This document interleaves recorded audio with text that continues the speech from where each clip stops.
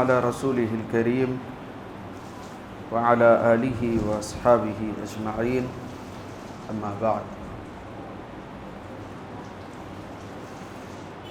قال شيخ الإسلام ابن تيمية رحمه الله: ومن الإيمان بالله الإيمان بما وصف به نفسه في كتابه وبما وصفه به رسوله من غير تحريف ولا تعطيل ومن غير تكييف ولا تمثيل، بل يؤمنون بأن الله سبحانه ليس كمثله شيء وهو السميع البصير، فلا ينفون عنه ما وصف به نفسه ولا يحرفون الكلمة عن مواضعه ولا يلحدون في أسماء الله وآياته ولا يكيفون ولا يمثلون صفاته بصفات خلقه، لأنه سبحانه لا سمى له ولا كفء له ولا ند له ولا يقاس بخلقه سبحانه وتعالى. محترم ناظرین و حاضرین، سابقہ درس میں ایمانیات کے جو اہم ارکان ہیں وہ ہم نے آپ کے سامنے پیش کیے تھے. اللہ پر ایمان، اللہ کی کتابوں پر ایمان، اللہ کے بھیجے ہوئے رسولوں پر ایمان، تقدیر پر ایمان، آخرت کے دن پر ایمان، اللہ کے ملائکہ اور فرشتوں پر ایمان. یہ ایمانیات. ہلکا سا فرق ہے، اسلام کے جو ارکان ہیں وہ کلمہ شہادت، نماز، روزہ، زکوٰۃ اور حج ہے، اور ایمان کے جو ارکان ہیں وہ الایمان باللہ ورسلہ وکتابہ والیوم الآخر والقدر خیرہ وشرہ.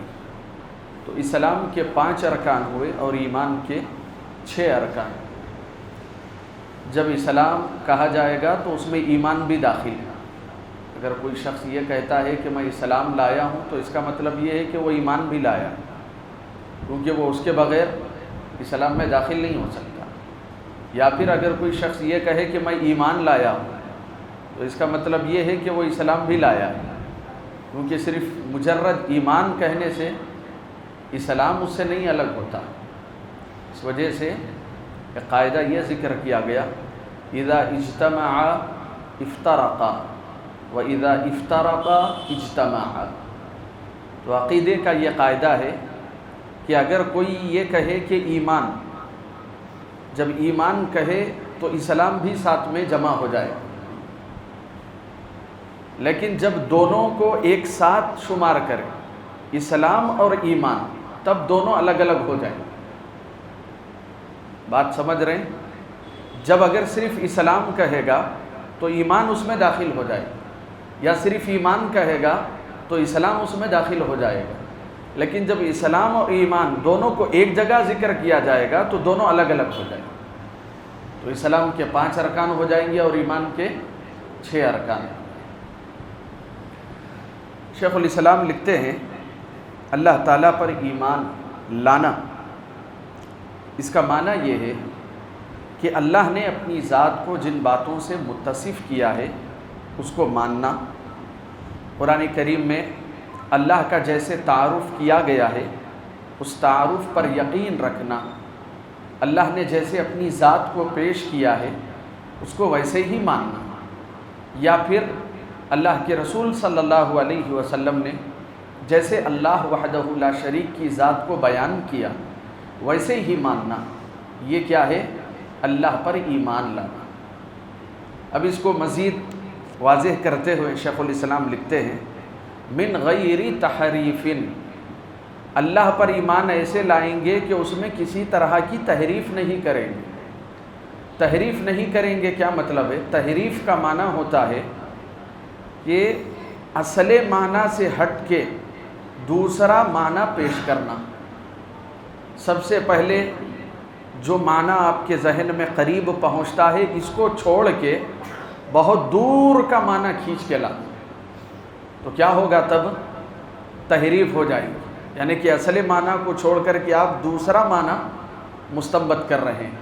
تو اللہ تعالیٰ کے بارے میں اپنی طرف سے کوئی دور دور کے معنی، مطالب، مفاہیم آپ کو لانا نہیں۔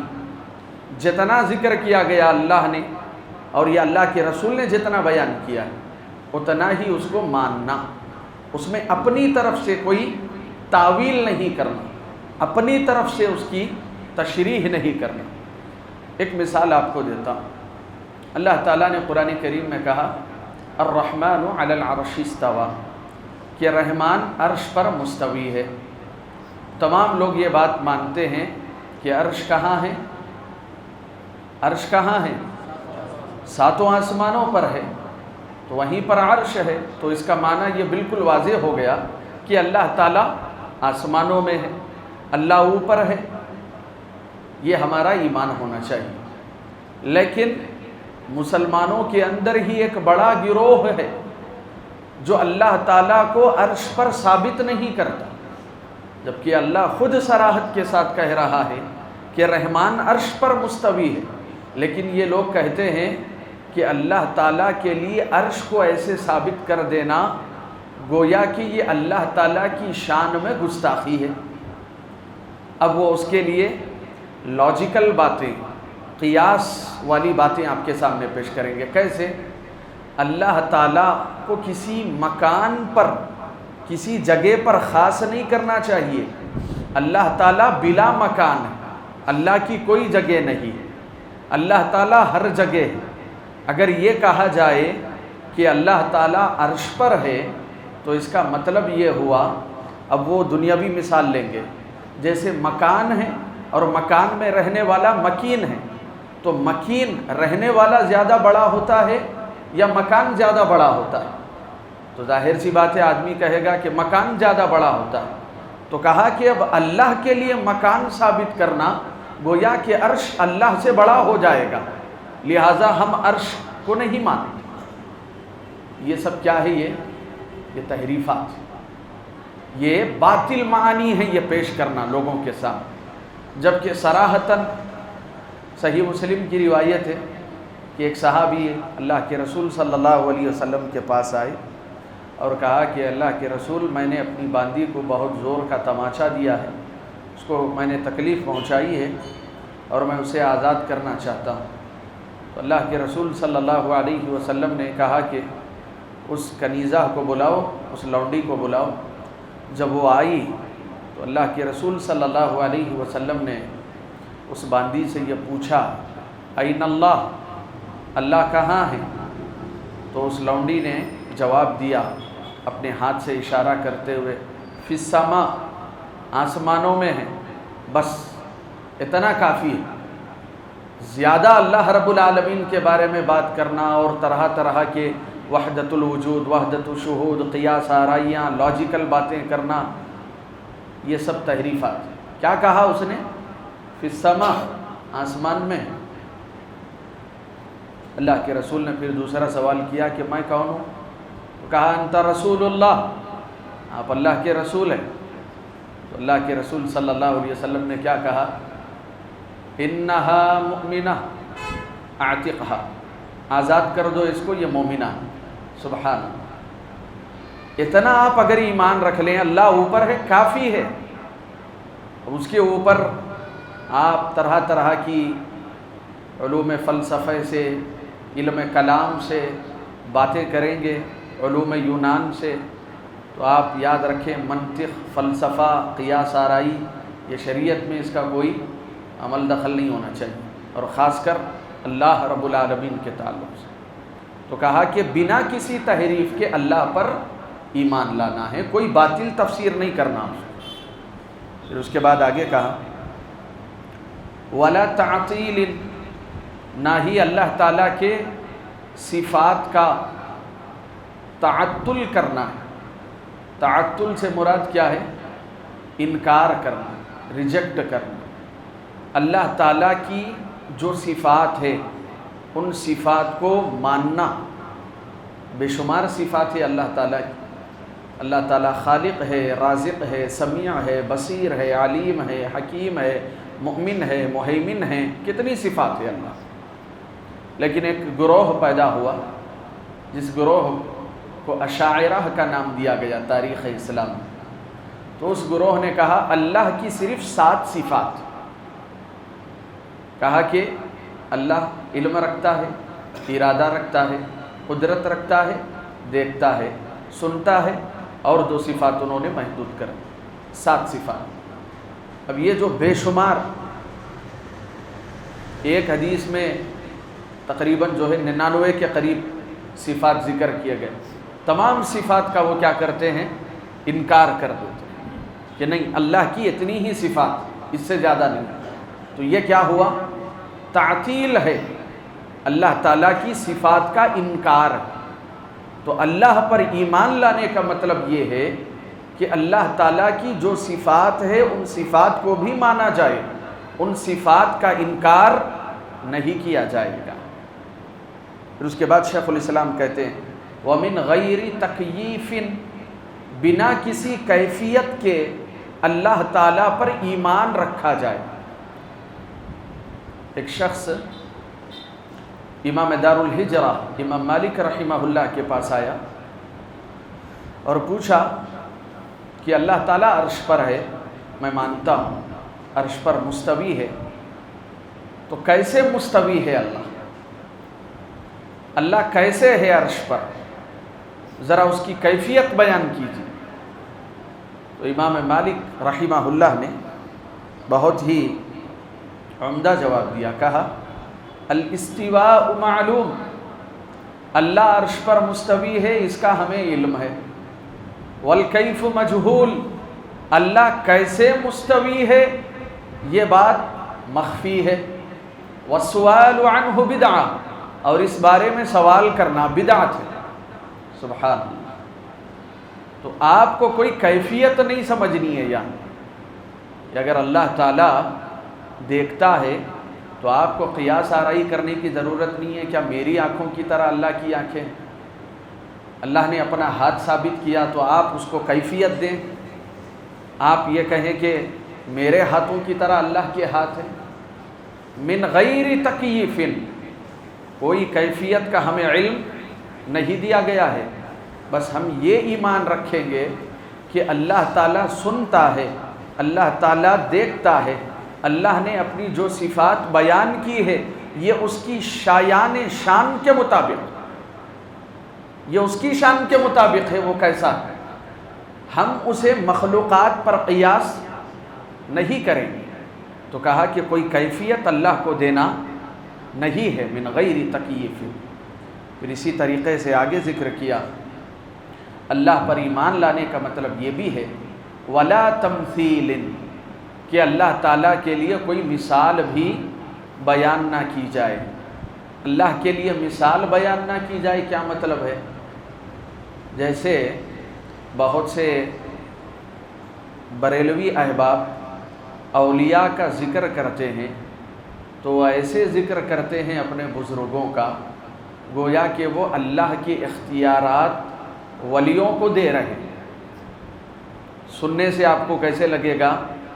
گویا کہ جو کائنات میں تصرف کا اختیار کلی اللہ کو ہے وہ ان کے اولیاء بھی کر سکتے ہیں۔ تو کہا ولا تمثیل، مثال نہیں ہے اللہ کی، اللہ کے جیسا کوئی ہے ہی نہیں۔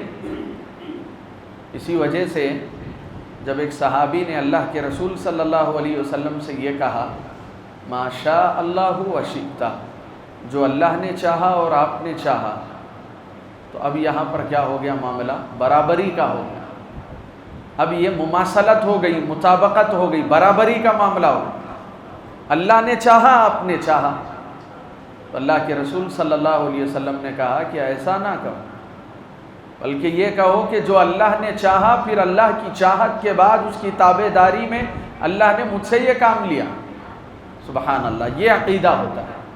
تو کہیں پر بھی کچھ بیان کرتے وقت آپ کی زبان سے ایسا کوئی جملہ نہ نکلے جس میں آپ اللہ کے برابر کسی کو مقام دے دیں۔ اللہ کے مساوی کوئی نہیں ہے، اللہ کے ایکول کوئی نہیں ہے۔ تو اسی کو کہا گیا ولا تمثیل، کہ اللہ تعالیٰ کی کوئی مثال نہیں ہے۔ اللہ فلاں کے جیسا ہے، یہ کیا ہے؟ کہنا کفر ہے، ایسا نہیں کہہ سکتے۔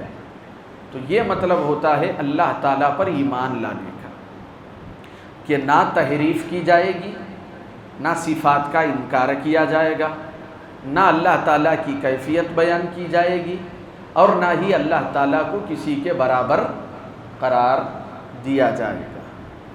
اس کے بعد شیخ الاسلام لکھتے ہیں بلکہ مومن وہ ہیں جو اس بات پر ایمان رکھتے ہیں لیس کمثلہ شیء وہو السمیع البصیر، اللہ کے جیسی کوئی چیز نہیں اور اللہ سنتا بھی ہے دیکھتا بھی۔ اگر یہ ایک آیت آپ یاد رکھ لیں تو عقیدے کا بہت بڑا مسئلہ حل ہو جائے گا۔ لیس کمثلہ شیء وہو السمیع البصیر، اللہ کے جیسی کوئی چیز نہیں اور اللہ سنتا بھی ہے دیکھتا بھی۔ اب آپ دیکھیں، آپ بھی سن رہے ہیں، دیکھ رہے ہیں، لیکن یہاں پر معنی کیا ذکر کیا جا رہا ہے کہ آپ کا سننا الگ ہے، اللہ تعالیٰ بھی سنتا اور دیکھتا ہے، لیکن اللہ کے جیسی کوئی چیز نہیں۔ واضح، عقیدہ بالکل واضح، لیس کمثلہ شیء وہو السمیع البصیر۔ فَلَا يَنْفَوْنَ عَنْهُ مَا وَصَفَ بِهِ نَفْسَهُ، اللہ نے اپنی ذات کو جن باتوں سے متصف کیا ہے ہم اس کا انکار نہیں کرتے۔ وَلَا يُحَرِّفُونَ الْكَلِمَ عَن مَّوَاضِعِهِ، اور جو کلمے ہیں ان کلموں میں ہم کسی طرح کی تحریف نہیں کرتے، رد و بدل ہم نہیں کریں گے۔ ایک معنی قریب کا ہے، یہ چھوڑ کے دور کا معنی لے کر کے آنا، اس طرح کی کوئی تحریف نہیں کی جائے گی۔ وَلَا يُلْحِدُونَ فی اسماء اللہ و آیاتہ، نہ اللہ کی آیتوں کا انکار کریں گے، نہ اللہ کے ناموں کا انکار کریں گے، نہ اللہ کی صفات کا ہم انکار کریں گے، سب کو ہم ثابت کریں گے جو کچھ بھی اللہ نے بیان کیا ہے۔ ولا یکیفون ولا یمثلون صفاتہ بصفات خلقہ، اور اللہ تعالیٰ کو ویسی کیفیت ہم نہیں دیں گے مخلوق کے جیسی، اللہ تعالیٰ کی مثال مخلوق کے جیسی ہم نہیں دیں گے۔ اللہ یکتا ہے، اللہ کی کوئی مثال نہیں بنتی، یگانہ ہے، وہ ہر مثال سے، وہ ہر عیب سے مبرہ ہے، منزہ ہے، پاک ہے، اعلیٰ ہے۔ یہی مطلب ہوتا ہے سبحان اللہ، کہ اللہ تعالیٰ ہر شے سے مبرہ ہے، پاک ہے۔ اس کے بعد کہتے ہیں لِأَنَّهُ سُبْحَانَهُ لَا سَمَّا لَهُ، کیونکہ اللہ سبحانہ تعالیٰ کے برابر کوئی نہیں، یہ تمام ایک ہی معنی، وَلَا كَفْءَ لَهُ وَلَا نِدَّ لَهُ، عربی معنی میں تھوڑا سا فرق ہے، لیکن لغت میں دیکھا جائے تو یہی کہا جا رہا ہے کہ اللہ کے برابر کوئی نہیں، اللہ تعالیٰ کا کوئی شریک نہیں، اللہ تعالیٰ کا کوئی پارٹنر نہیں، اللہ تعالیٰ کا کوئی مددگار نہیں۔ تمام باتیں ذکر کر دی جا رہی ہیں۔ کوئی یہ بھی کہہ سکتا ہے کہ اللہ تعالیٰ کے برابر کوئی نہیں ہے، تو ہو سکتا ہے اللہ کے کاموں میں کوئی اس کی مدد کر رہا، یہ بھی تو ہو سکتا ہے۔ وہ کہتا ہے کہ میں مانتا ہوں اللہ کے برابر کوئی نہیں، لیکن کوئی ہے جو اللہ کے کاموں میں اس کی مدد کر رہا، تو کہا گیا کہ اللہ کے برابر بھی کوئی نہیں، اللہ کے کاموں میں اس کا کوئی پارٹنر بھی نہیں، معاون بھی نہیں۔ اور اسی طریقے سے آگے ذکر کرتے ہیں وَلَا يُقَاسُ بِخَلْقِهِ سُبْحَانَهُ وَتَعَالَى، یہ بڑی اہم اور بنیادی بات ہے کہ مخلوقات کو کبھی بھی اللہ رب العالمین پر قیاس کرنا یا اللہ کی ذات کو مخلوقات پر قیاس کرنا جائز اور درست نہیں ہے۔ جو باتیں گزری ہیں ابھی اسی کو آخر میں کہا وَلَا يُقَاسُ بِخَلْقِهِ سبحانہ وتعالی۔ یہ اللہ تعالیٰ پر ایمان لانے کا عقیدہ ہے کہ کوئی تفسیر، کوئی تعویل، کوئی تحریف، کوئی رد و بدل، کوئی قیاس، کوئی کیفیت آپ اپنی طرف سے بیان نہیں کریں گے، بلکہ قرآن میں، سنت میں، احادیث میں اللہ کا جو تعارف ہوا اس پر ایمان رکھیں گے۔ اللہ تعالیٰ سے دعا ہے کہ اللہ تعالیٰ ہمارے عقائد کی اصلاح فرمائے، آمین۔ السلام علیکم ورحمۃ اللہ۔